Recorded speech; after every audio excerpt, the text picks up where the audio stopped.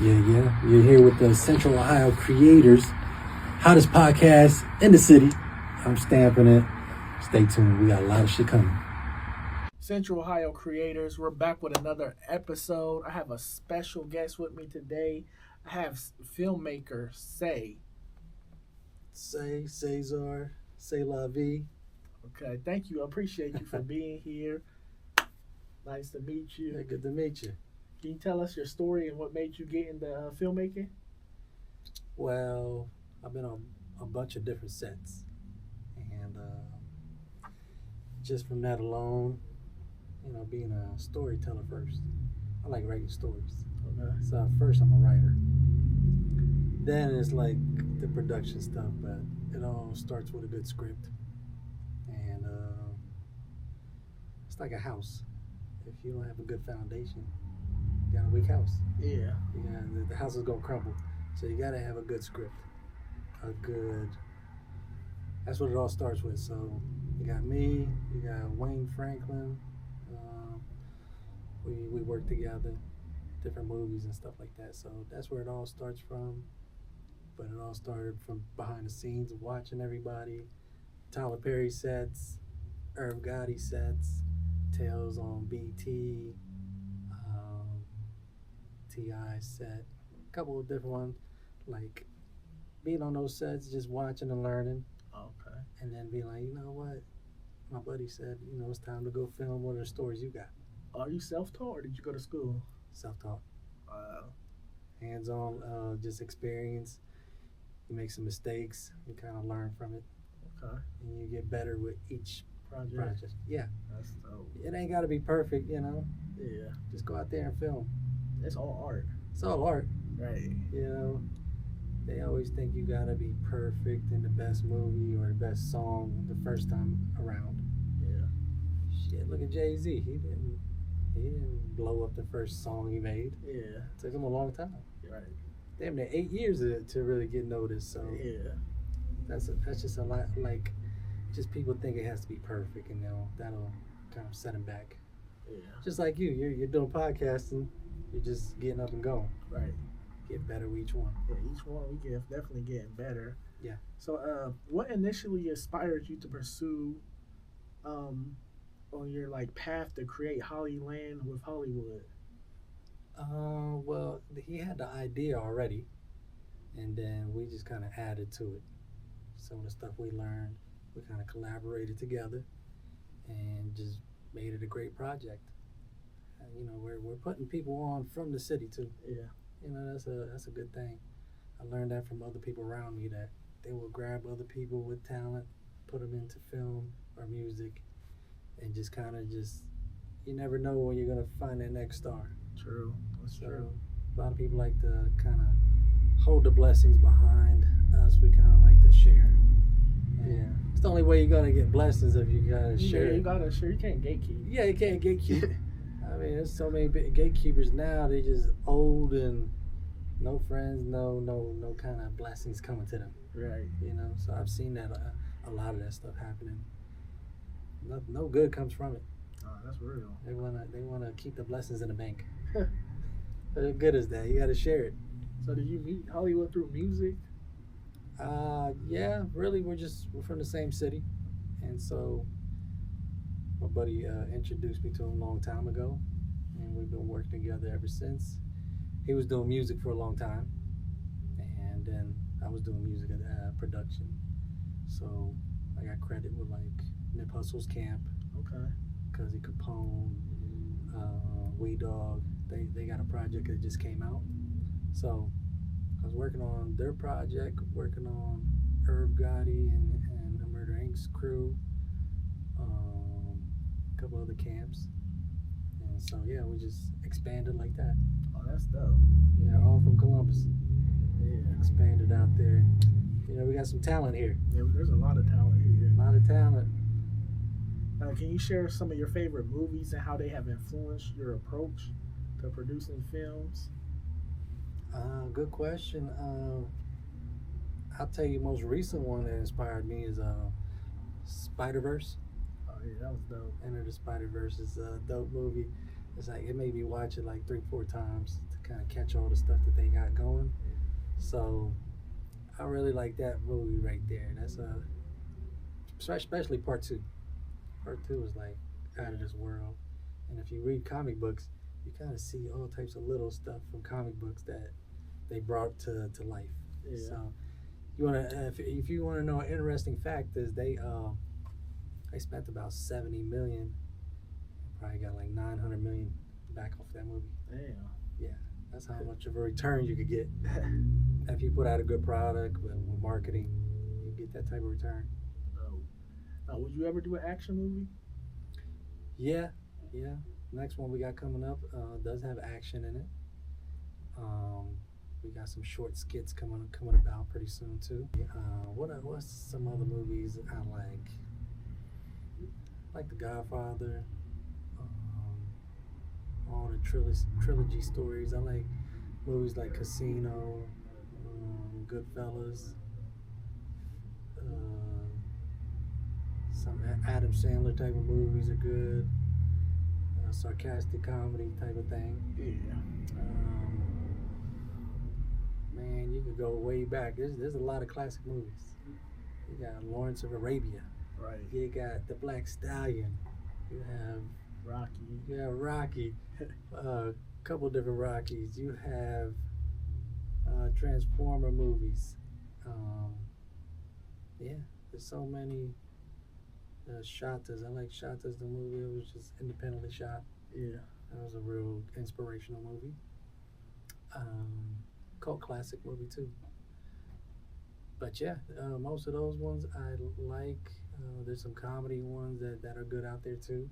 So yeah, all those ones inspire you. Oh. Mm-hmm. What was the most rewarding part of bringing Hollyland with Hollywood to life on Tubi, and what drew you to the particular project? Well, rewarding was being able to execute, finish it. That's the hardest part of anything. Yeah. Is being able to execute. Really put it on streaming platforms and put it out there to the world. Because a lot of people got ideas unfinished. Right. So that execution always feels good, to be able to execute, put it out there, and then kind of put out the second one, and then the next one being able to move on from it. How long did it take to film? Oh man, it took a while. Because the first one, he started it, he had to scrap it, and we had to refilm everything, just to even make it better. Dang. Yeah, so just like the movie The Addy. Addy took a while too, because we lost some scenes, we had to refilm. And so in life, stuff happens like that, where you gotta refilm. Gotta pivot. Yeah. Just can't get stuck and get mad. Oh, that's true. Yeah, so there's some real, trust me, we got some really good skits coming by. We got some good part 2 of The Addy, part 2 of Hollyland, all of them coming about. Okay. And we got another movie that's coming out that's Major. Something I like Major. Okay. Like a lot of people gonna like it. Took about 3 years to write. Nas told me, he's like, yeah, that's a good script. That's dope. When we met up, we was there for like an hour and a half talking to him. Now usually you only get like 10 minutes with him. He'd be like 10 minutes, take your picture, all right, get out of here. But this time, he had time that day. He was in Cleveland, so we went up there to go see him. My buddy Dot took me. So I didn't expect to go backstage or even talk. Sometimes you just go there, you don't know what to expect. But you gotta be ready though. Yeah. Because he had a movie he put out, or a documentary. It was called Supreme Team. Oh yeah, yep. I seen that. Yeah, so he put that out, and it was like, hey, that was a good project. Just telling him congratulations and everything. And he was wondering what we have going on. So we just told him what we got going on. And he was like, yo, that's a dope script. That's dope. So to be able to hear him say, it's a good script, it's really good enough. Yeah. To really start filming. So a couple other people told us that's a good script. It's in the right hands right now.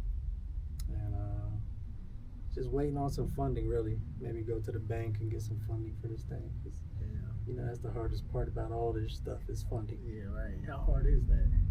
Oh my goodness, man. It's like Because really, you put out 2 movies already on your own.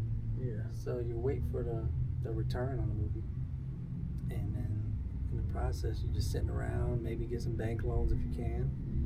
But you got to have good credit to be able to go to the bank and go get a loan.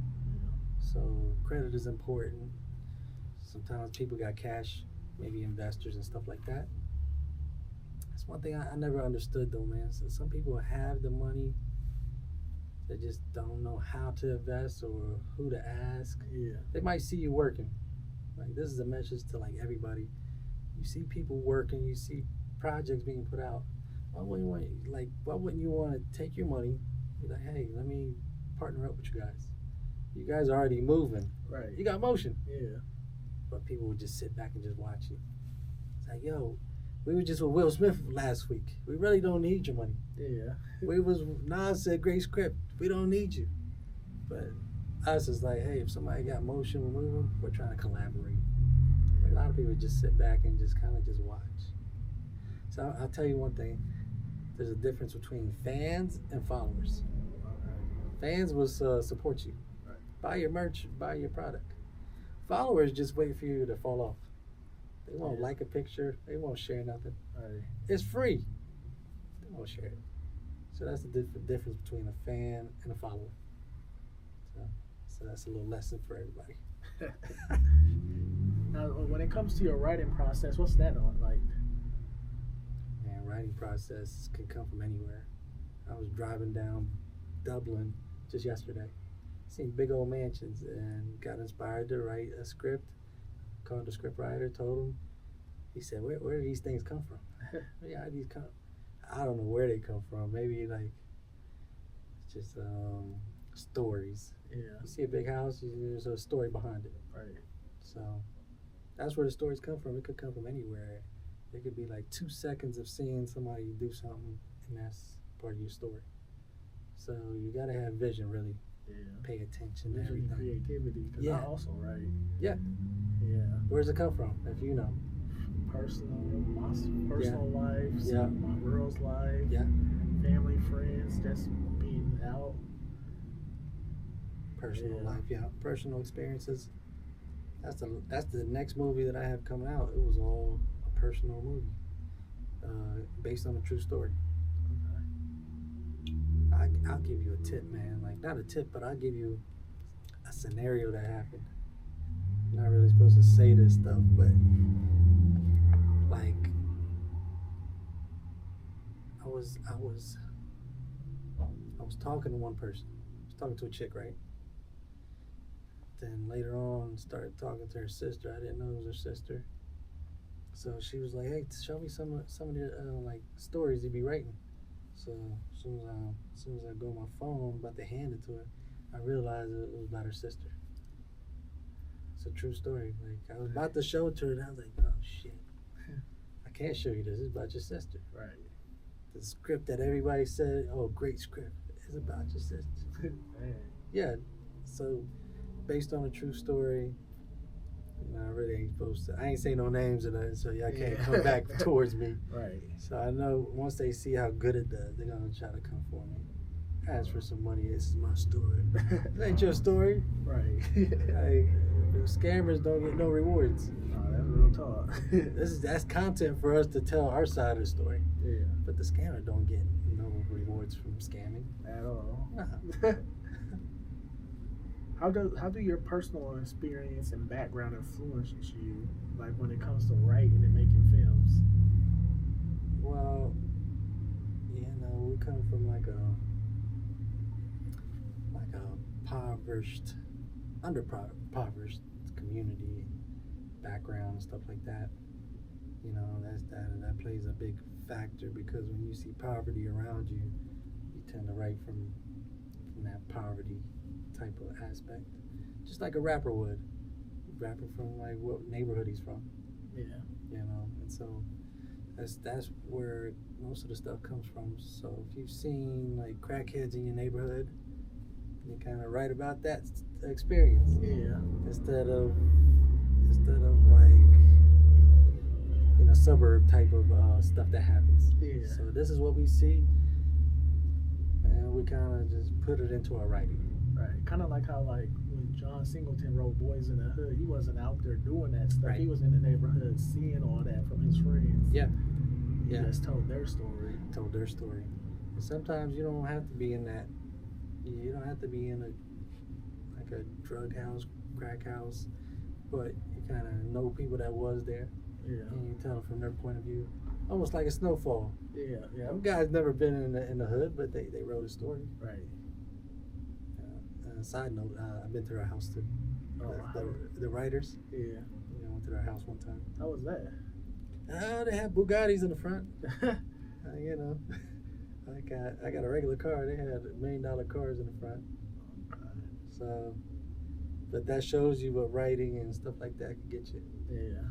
If that's what you want. That's not what I aspire to get, like $1 million car. Yeah. You know, but they had a big house in Beverly Hills. And was it Beverly Hills? It was one of the neighborhoods, fancy neighborhoods. Yeah, hung out for a couple of hours and cool people until they kicked us out. But yeah. How do you balance your creative vision with the aspects of production on a series like Hollyland? You said, how do I balance it? Yeah. Yeah, so it's a fine line. It's a thin line, really, because you got to balance the actors from the production, the camera crew. I'm starting to learn about sound and how you have to have everything quiet. Can't have no noise, otherwise it's gonna leak into the movie, the audio. So I had to balance all that stuff out.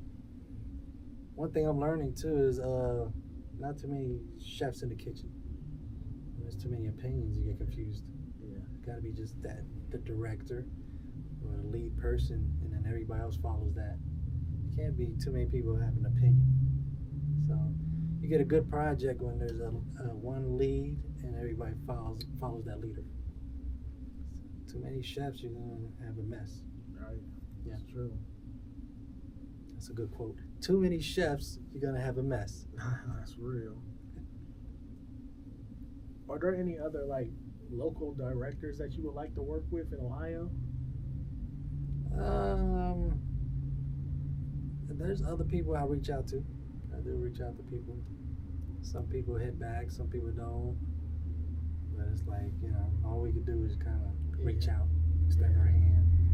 And I've seen scenarios where you reach out, people don't get back to you. You know, they leave you on red. Yeah, I was like, yo, we're actually way bigger.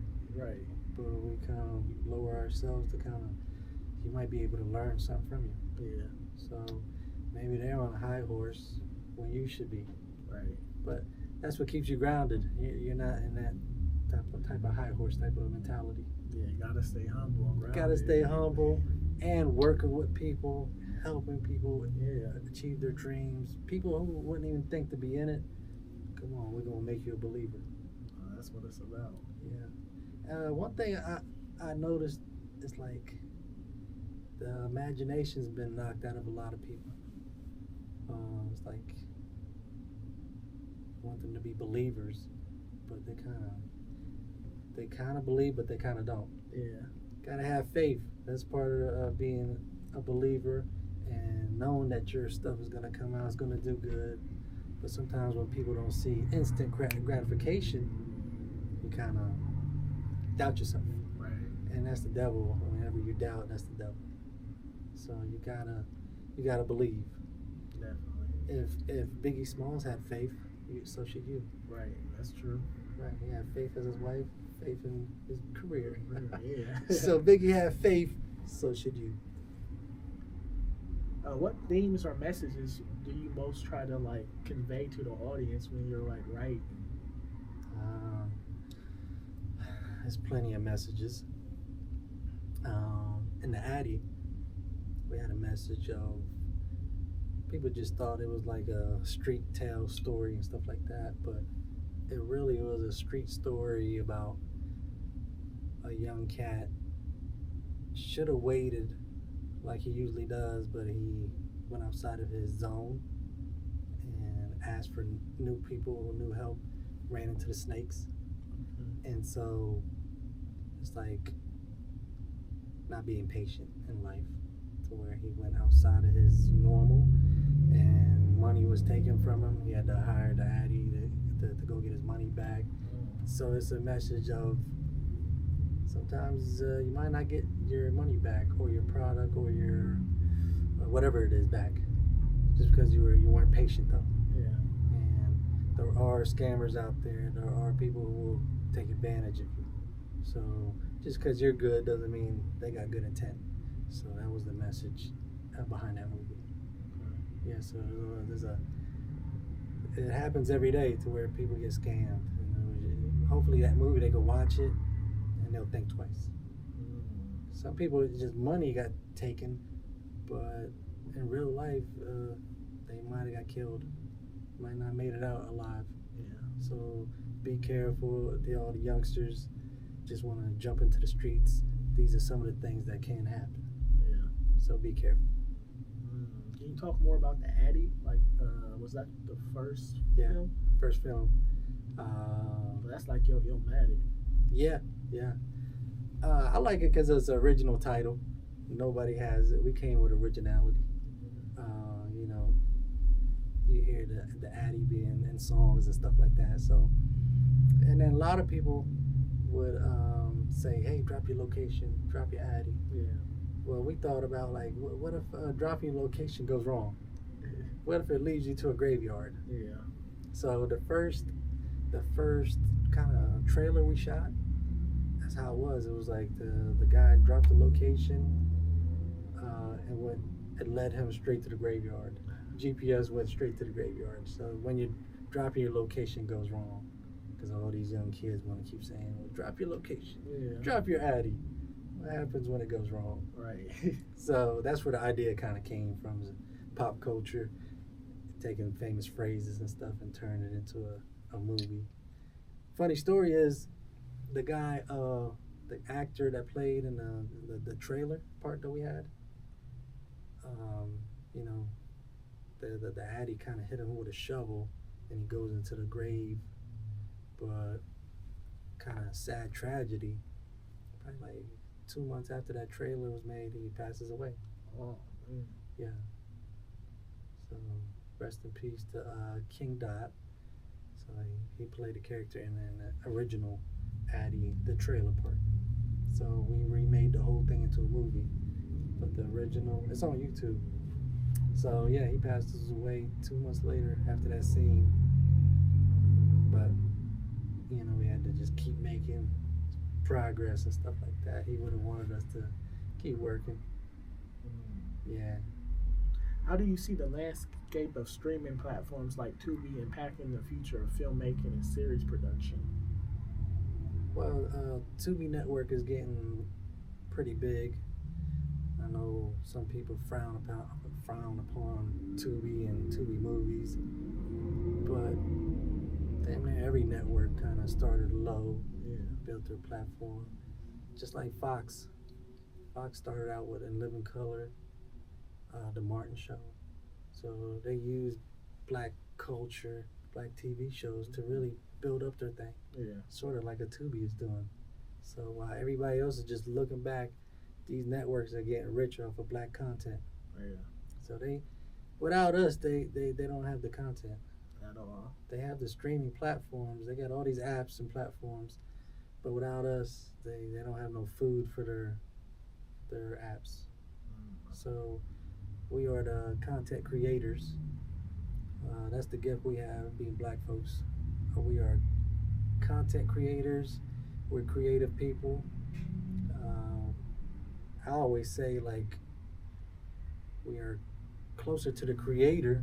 Yeah, than most people. Yeah, because that's why he made us creative people, because we're more closer to him. Yeah. So that's how I look at it. We're just closer to him because he made us creative. Now the thing about it, we got to learn how to monetize. Right. That's where old John over there in the suburbs studies us. He's studying us day and night. How can I make money off of that? And that's where he's smart at. He knows technology.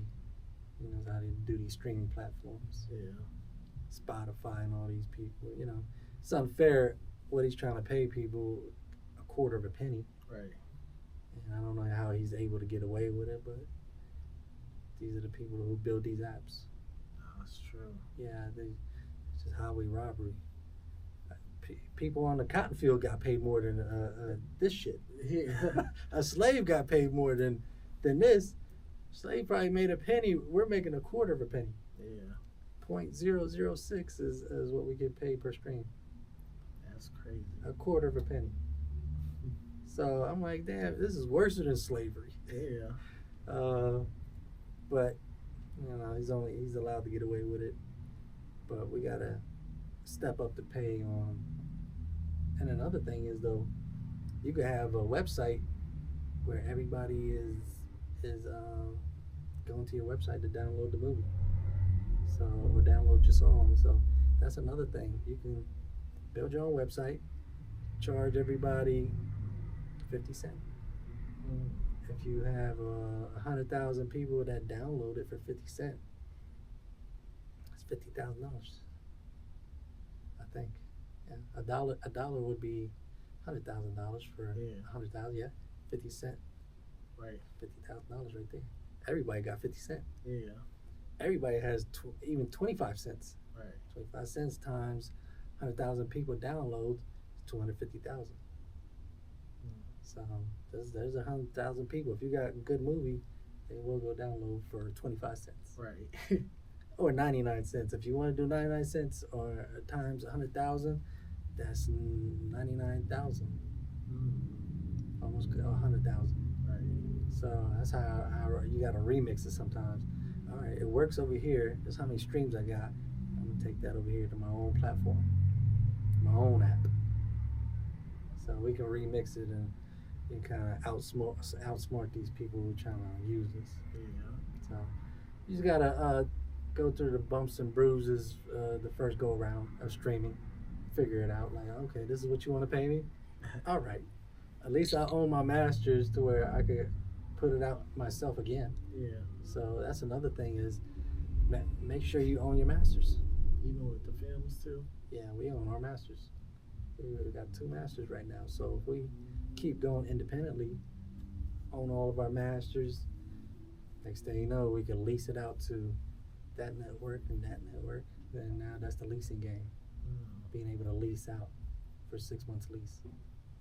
So have you a good catalog. So this is a lot of good game I'm teaching you. Yeah. Have your catalog, about 5 to 10 movies. Then learn how to lease them out to different networks for exclusive deals. Okay. So that's the goal right there, is to stack up. And then if you want to sell your company, you can sell it to a company. So yeah. I'm just sharing the knowledge, man, that they gave me. Just sharing it. That's dope. We definitely need to drop in jewels for you guys. Yeah. Definitely. What advice would you give to aspiring filmmakers who want to create their own series or film? First, get a good script. Get people like us, or not like us, script writers. Y'all can get a hold of us, me and Wayne. And pretty cheap too, man. Like, we just like to work, so we'll help you guys out, whoever it is. But you gotta have a good script. Like I said, that's the foundation. That is the foundation to the house. Without this script, you're just kind of freestyling. Freestyling is cool, but to have like a movie, you gotta have structure. Right. You gotta know what scene, what location, what actors, everything has to fall in place. So that's the first step. After that, you got several different production crews. You got Seahouse production company out here, Casanova. Who else is out here? BA. Let me see, who else? Schoolboy, that's who I work with. Okay. Yeah. Gotta look him up. My company, Film For You, Insert Media. Hollywood will help you out. So just recently we did an award show for all the film people, Okay. all the people in film in Columbus. Wow. So we did from had Oz over there, Oz and his team. They just shot a movie called Ackler Road. Um, Antoinette, she's a writer too, pretty really good. So they have a whole production team that could film. Boom, you got us, whole team. So there's a whole bunch of people. So what I did is put everybody in one building, gave out awards. Boom, gave out awards to all the content creators, all to the production companies in town. So that was about 3 weeks ago. Gave out awards, and it's like, hey, let's all of us work together. We don't need to be separated. Yeah. There's like 10 different production companies here, but we need to be like this, close. If you have a project, I need to be over there working with you. If I need your help, come over here with us. So I'm just trying to bridge the gap. This year, what I've been doing is just building the bridge from here to here, to bring it in closer. Because in Columbus, it's like everybody just kind of separated, trying to do their own thing. Yeah, everybody all clicked up. Yeah. Trying to do their own thing. Trying to do their own thing when can't get nowhere.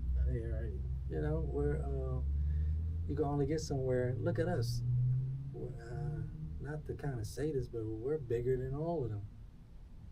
Like we're over there with like different people. We got cosigns from a lot of people. We got the Drink Champs. We got Irv Gotti. Rest in peace to my mentor, Irv. You got him. You got a couple other people that vouch for us, stamp us, and stuff like that. So, way bigger than a lot of these cats, but we still reach out. Yeah. We still give out awards. We still recognize you.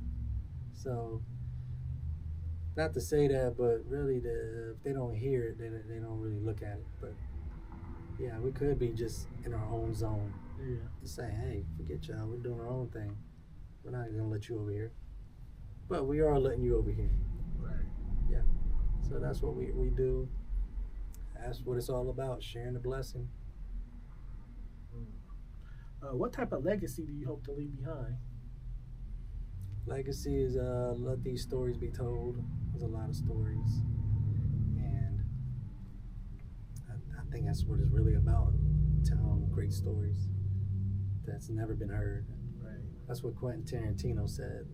Tell a story that's never been told. So even though sometimes you got to start out right here, but it's only to get to the great stories. Yeah. Like I'm a Star Wars fan. It's great stories. Right. I like The Mandalorian. I like Obi-Wan Kenobi. I like all these flicks. Great movies. Yeah. All of them from Anakin Skywalker, the last episode. All these movies, great George Lucas and what he was able to write and do. Those are great. That's what I like, but sometimes I realize we gotta be able to relate to. Yeah, them. Yeah, we gotta be able to relate to the chick up the street. Right. Who just got she's a single mother with a kid. We gotta be able to write stories for her too, because she can't relate to Transformer, but she can relate to Hollyland and the Addy and stuff like that. So we gotta write movies for people that you know, stuff that they go through. Yeah. Like drama and trauma that they go through. Write about it and can relate to it. Yeah, that's why like currently I'm writing a hood sci-fi. Yeah. Yeah. Yeah. Stuff like that people want to see. Right. What do you believe is the key to success? And key to success is putting God first. As long as you got that, you'll be that's a good foundation. Yeah. So if you don't got that first, you won't know where you're going. You gotta know where you come from to know where you're going. And so that's first. Second is build a strong team and everybody on the same page. That's important, having a strong team. Mm-hmm. It Very is. important. Like-minded people. Yeah. You know, if you got a cat right there, he might be always talking about other stuff to distract what we're doing. Yeah. You don't need that person in the circle. Yeah, no weak links. Yeah, like you need people same thing, motivating you. It's one thing about Dot, you know, M Dot. He will push you. He will tell you, you know, those things that's in your mind. Get them out. Yeah. Get them out of your head. It's not real until you get it out of your head. So he'll motivate you in an unorthodox type of style. Most people take it as he's talking shit to you. Yeah. But he's trying to motivate you to go out there, get it done, finish it. And yeah, so you got him. You got Hollywood that's motivated. He'll call you every day. Let's film. Let's do this. Let's do that. But everybody's on the same path. Right. And yeah, you need some team members that's strong.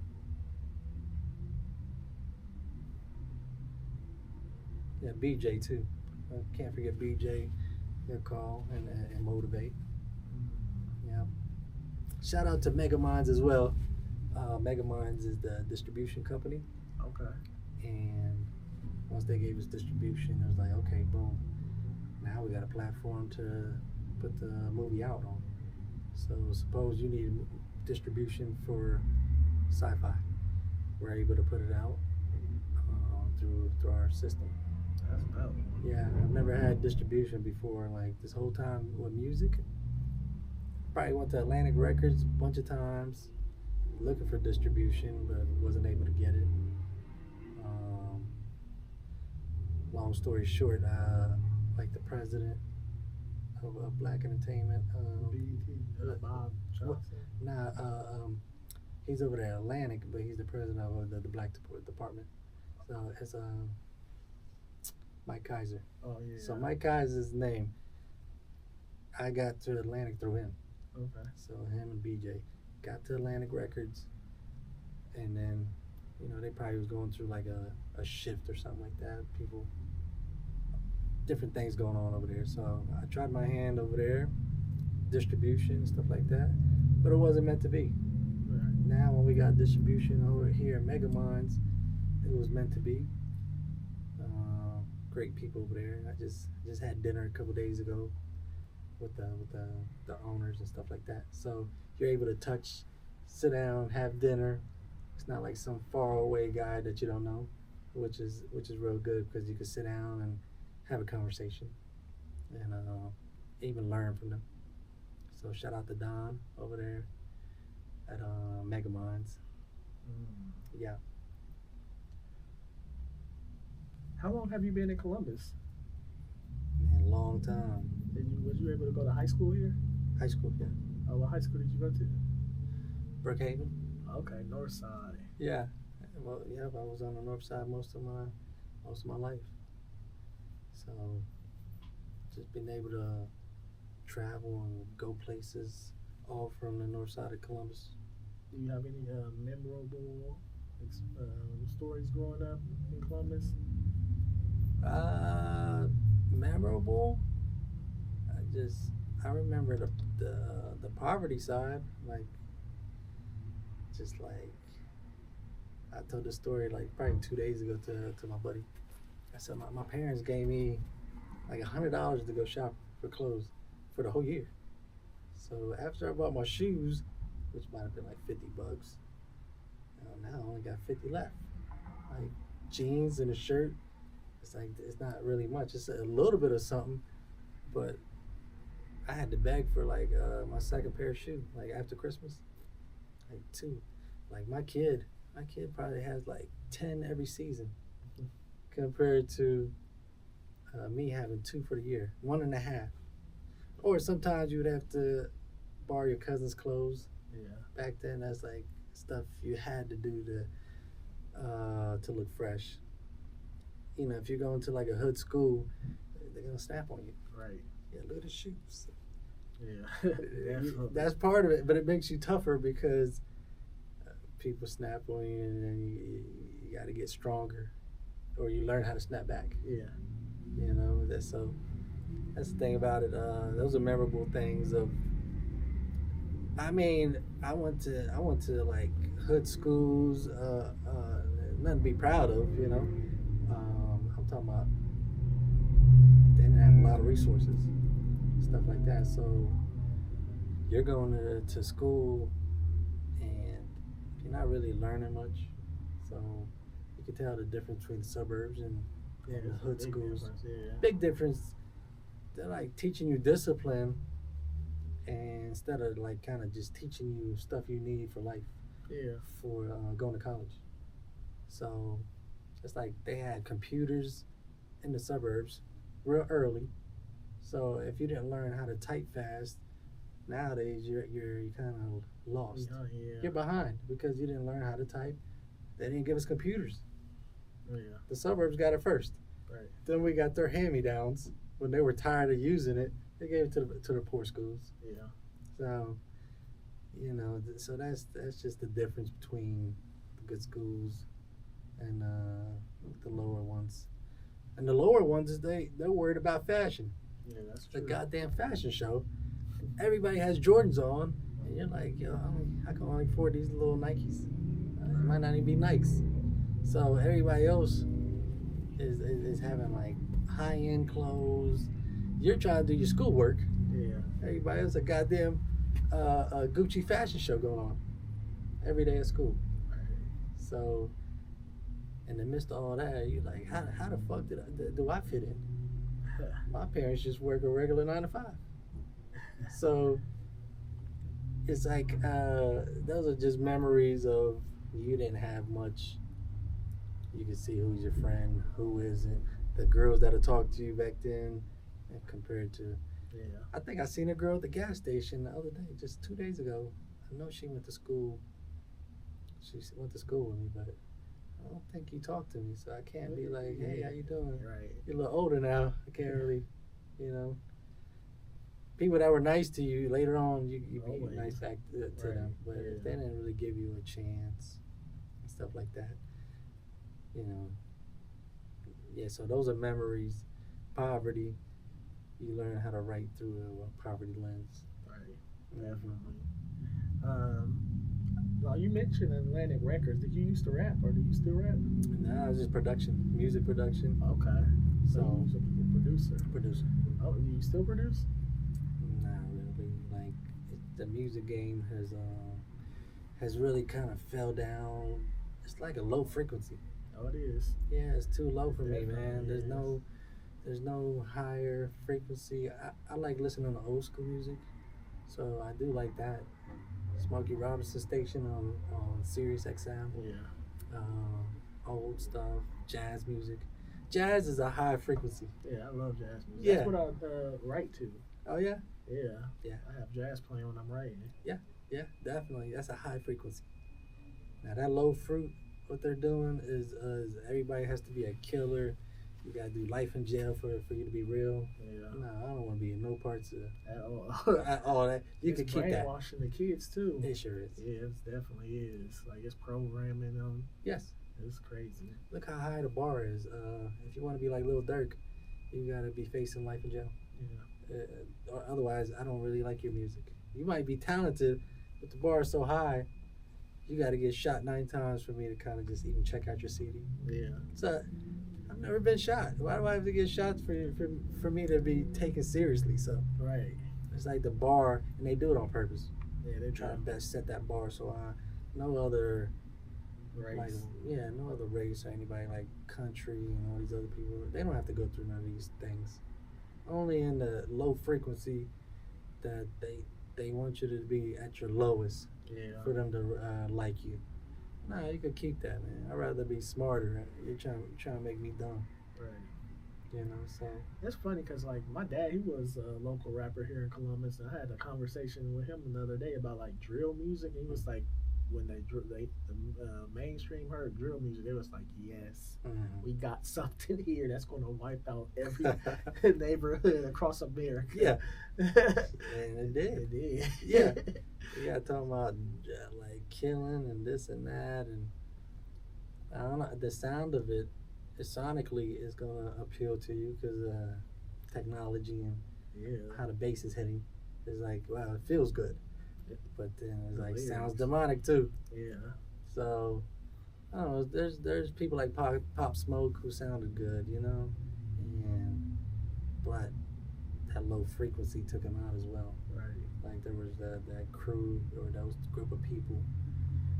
Sometimes when you send out frequencies like that, it comes back to you. Yeah, like speaking things into existence. Yes.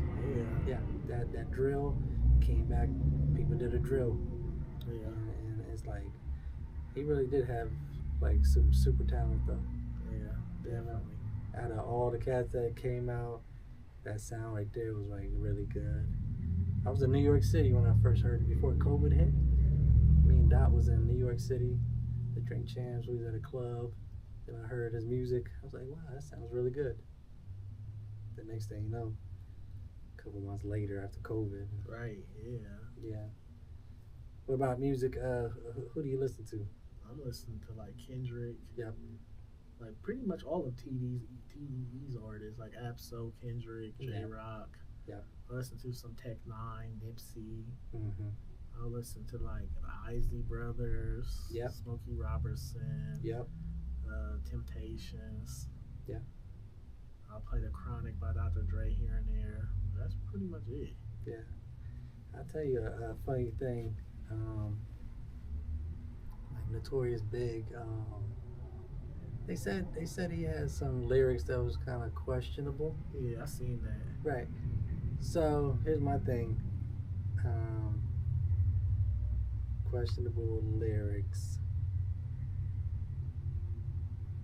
Well, the thing about it is, if you think that's questionable, he wrote Lil Kim's whole album. Yeah. So those little bars are nothing. He wrote a whole album about it for a chick. Yeah. That whole thing is questionable. Yeah. How the fuck do you write from a female point of view? Yeah. So these one or two lines people try to pick out, that ain't shit. He wrote a whole fucking album. So go judge that. Yeah. You should be judging that. Like he wrote that whole thing. She's saying some stuff a girl would do. Some crazy stuff. Yeah, crazy stuff called hardcore. He wrote it. So that's to all the people that kind of questioned his some of his lyrics and stuff like that. So who's your top five? Top five is like so rough. There's so many people. You got Jet that just walked in the building. What's going on, y'all? Y'all know the vibes. That's my partner right there. What's up now? Top five is that's tough. So many artists. I know too many. I know way too many to even mention close to a five. Oh yeah. Yeah. Yeah, you probably got personal relationships. They see this. And you Yeah. Say, hey, well, I'm not one there. Yep. But can you talk about how like important Nipsey was to you? Well, it's a funny story because I met him a long time ago, 2009, here when he came to Columbus.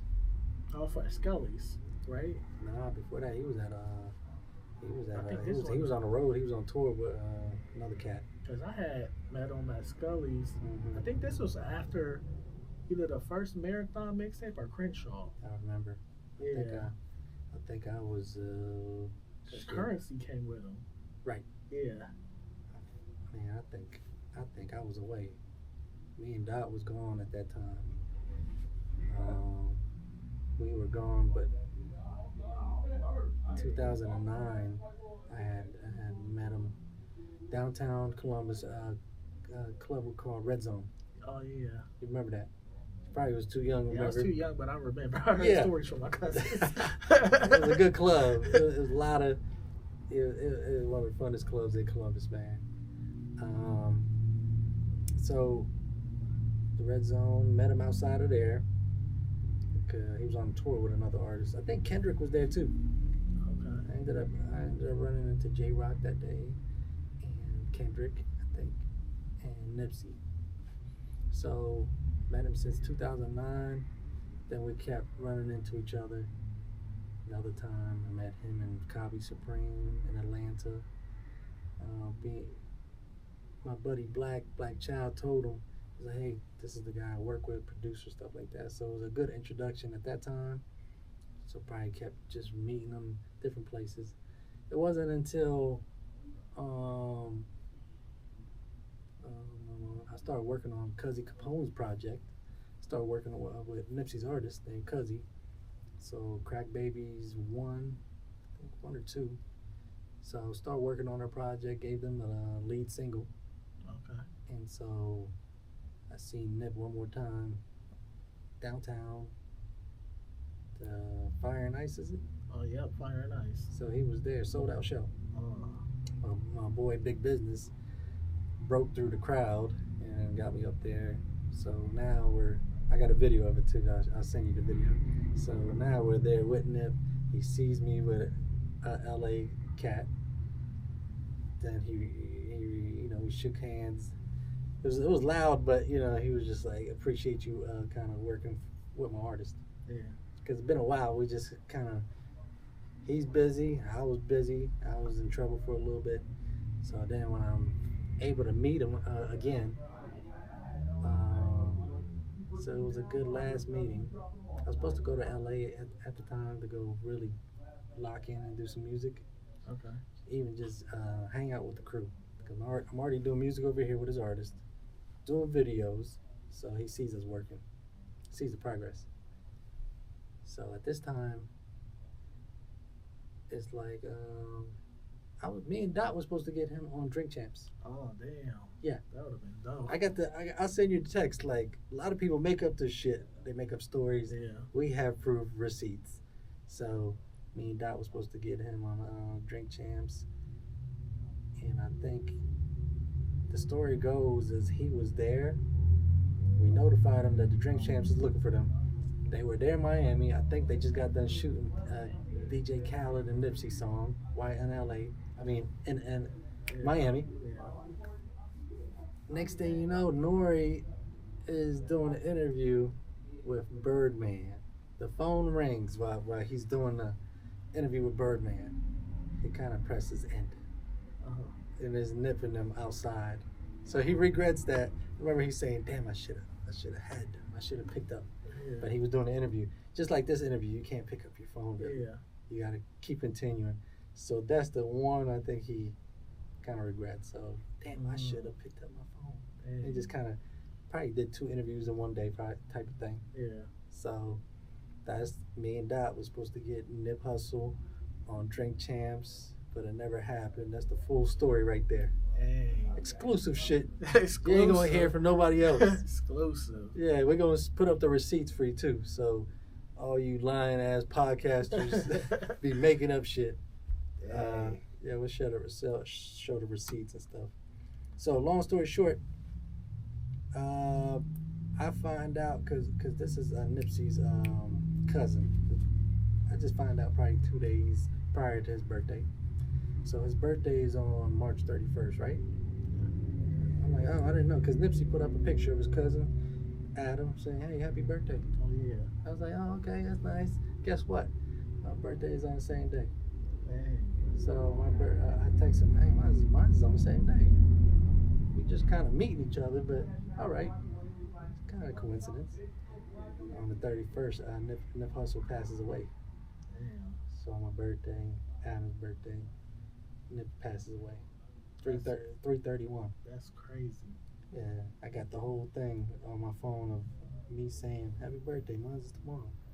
Next day you're saying, rest in peace to Nip Hustle. Damn. So that's the last, boom, goodbye type of thing. Kind of left me with, what does this mean? What do those numbers mean? That's what I've been trying to figure out. 331. It's 3 people, Yeah. 2 birthdays, a death. Yeah, it has to have some meaning. Some meaning. Right. I've been trying to figure that out this whole time. What does that mean if somebody, we're both from the same place? I carry him on my chain because of that. What does that all mean of that number? I don't know what it means yet. I'm pretty sure it means something.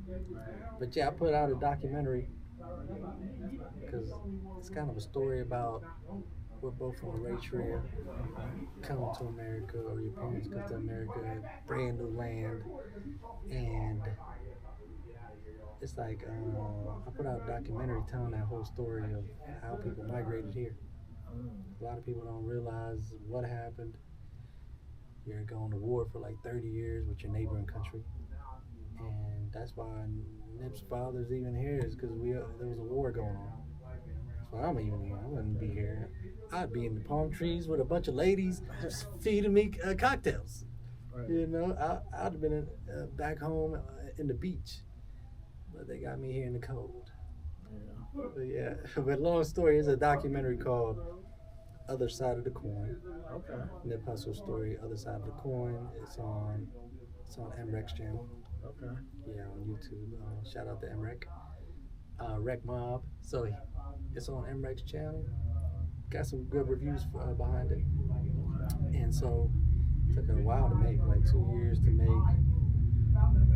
And so yeah, that I put that on out on 3/31 last year. Wow, I gotta So check that that's out. 4 of them. My birthday, Adam birthday, Nip Hustle documentary. That 5th one. I don't know what's gonna happen another 3/31. Yeah, dang. I So definitely gotta check that out. I'll send it to you. Your followers can kind of check it out too. Okay. But that's the documentary we have underneath my company. Hollywood got his documentary with him and his family. We're working on that one now. Okay. So that'll be something up and coming.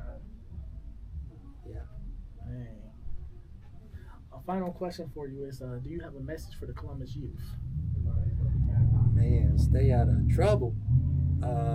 These youth, I don't know what it is, but they feel like they're in a rush to get in trouble. They're in a rush to. It's like they're proud to be YNs, and that's They not. definitely proud to be YNs. Like I had started writing a song because I rap too, Mm-hmm. called Casket Chasers, Mm. and I was like, pretty much what they are. Yeah, casket chasers. Yeah. I mean, it makes great stories, but it's not that right there to where getting locked up, getting life in jail, and a lot of them don't even know the trouble they get into. Yeah. It's like a lot of them quick to shoot. It's like they got the whole city scared, and that was their mission. Yeah. They have no emotional intelligence. And right now, when they see each other, they're quick to shoot at each other. It could be anywhere. It could be at the Apple store. Yeah. It could be Easton, Polaris, wherever. Guns blazing, and like at any moment. So their job was to kind of have everybody in fear, even the police. Police are scared of them. No, that's real. Yeah, so it's like their job was to scare everybody. But what's gonna happen though? Like, you know, everybody's gonna end up killing each other because there are no more clubs because of the young cats. No real. No more clubs, no more. Can't really. I'm scared to go out anywhere. I don't really. You know, you can be tough, but I'm not gonna go out here knowing that they gave everybody guns. You don't have no requirements now that it's like they can't shoot, but they got a gun. They're not a chemist, but they're out here mixing up all types of hardcore drugs. Yeah. it's like it's all backwards. That's So, crazy. Another thing is, yeah, stay away. You want to be able to travel, you know. That's the thing. You want to go travel to these other places. This, you know, Columbus, it might seem like dark and gloomy a lot, but there's other places. There's beaches and sunshine, bunch of ladies there. Yeah. So you don't have to do all this stuff to get life in jail. There's a whole nother life over there. Like, I go to Columbia. I've been there 10 times. I've been to Medellin. I've been to Cartagena. One of my favorite places. I go with a travel group. We travel together, stuff like that. International Kings, that's the name of the group. We got our own YouTube series, documentary and stuff like that, from Columbus to Columbia. Okay. All the people that migrated from Columbus and went to Columbia. Dang. Shout out to my boy Hazardous Sounds. He's from Columbia, so we're supposed to be working on something together pretty soon. He's from the Drink Champs. Okay. Yeah, he does the sound and everything up there. Dope producer too. That's dope. Yeah, so being able to go to Columbia, travel, get your passport, stay out of trouble, because they will take your passport. That's one of the first things they do when you get in trouble. or you have child support, they take your passport. That's how important this passport is. Yeah. They know you can't travel. You're gonna be stuck here if you don't have it. Right. So, I want to go to Venezuela. There's I know a lot of people from Venezuela. I have a lot of friends. Maybe when the economy gets a little better, it'll be safer to kind of go. But beautiful people. I want to be able to go there one day. Colombia. Shout out to the Dominican people. All these places are great places. So stay tuned. Documentary coming. King, G-Man, a bunch of other people out there. We're all going to show you a whole different life. And we definitely looking forward to it, and we'll definitely support it here at Central Ohio Creators. Yeah. Thank you so much, Say, for coming through and being a guest on the show. Hey, man. Anything you need, any type of support you need from us to come out to events, posts, we got you. Central Ohio Creators, we another dope episode. We out.